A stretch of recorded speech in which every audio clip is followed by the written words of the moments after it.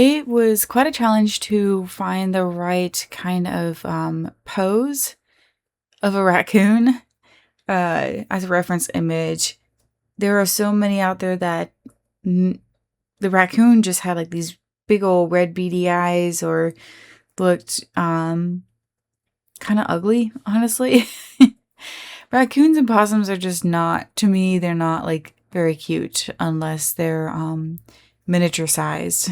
So I found that this one, luckily, where he's like facing forward and he's round and fluffy. So that really is like, this is one of my number one sellers, is because people just really like raccoons for some reason. But this one especially just looks so cute.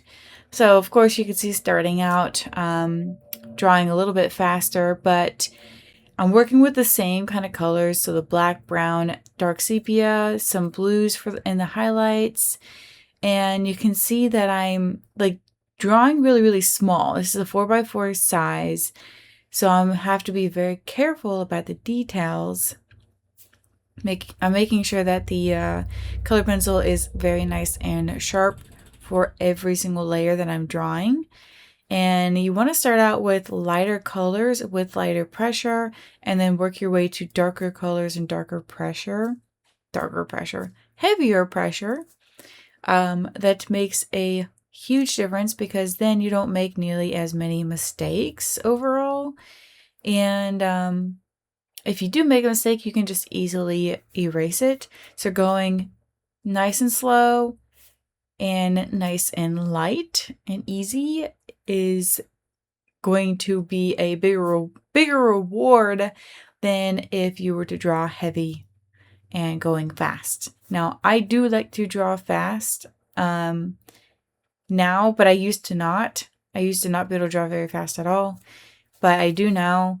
And I still like get done what I want to get done within that small time frame.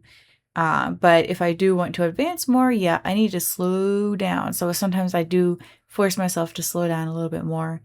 And I know a lot of my students draw really slow. They don't really draw super fast, but occasionally I will have some that draw really fast, and I have to remind them, hey, slow down so that you can focus on the details and build up those layers.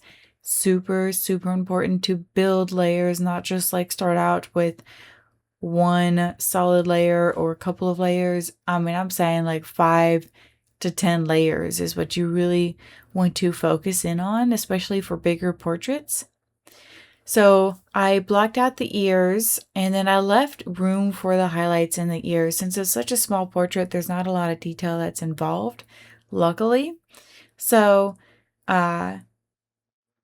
just use a nice sharp color pencil to get that detail in along the edge of the ears, and then kind of, draw in the same direction as the fur for the little fuzzy parts of the ear. And the same thing goes with the rest of the body. You want to draw in the same direction. So the head is kind of like a fountain effect. I like to say that as a good reference. It's going up and then out on each end. If you are struggling to get any sort of detail with smaller portraits, maybe try doing a little bit bigger of a portrait and just go from there. But I think drawing small really has its advantages, because then once you have that complete portrait, you feel a little bit more satisfied, and you can see your results, your progress from one complete portrait to the next one a whole lot easier than if you were drawing a big one and seeing progress from like one section to the other section. You're not going to see it nearly as easily. So the colors that I'm using a little bit of some sepia, dark sepia, some grays in there, some very pale blues. I always like to have a mix of the cool tones and warm tones because that makes a huge difference for contrast. And adding depth and realism to the portrait. I also think it kind of helps with proportion a little bit too, because you shape out, like, make room for the highlighted parts, and the highlights tend to have more of like the cool tones in it. So when working with proportions, I do think like colors make a really big difference for that too. And you can kind of see it in this one here on the left-hand side. I use that blue in the main body, but the mouth, the face, and the little claws don't have that blue nearly as much. So you can kind of see like, okay, the head's a little bit bigger, more in front, and then the body is a little bit more in the background, and that blue kind of like creates that contrast, and it helps with that depth. If you are curious and wanting to learn how to draw yourself, I actually have this full class that I'll be posting here soon on my website that'll be linked down below.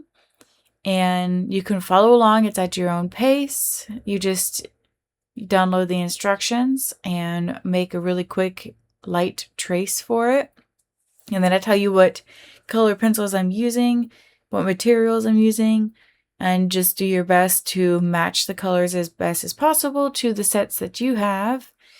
And if you want to take a step further, you can learn to draw your own pet portraits. It's also really good for wildlife too. So go check it out in the description below. I hope that this video was helpful. It's super quick, but it was really easy as well. So please don't forget to like and subscribe. I'll see you in the next one.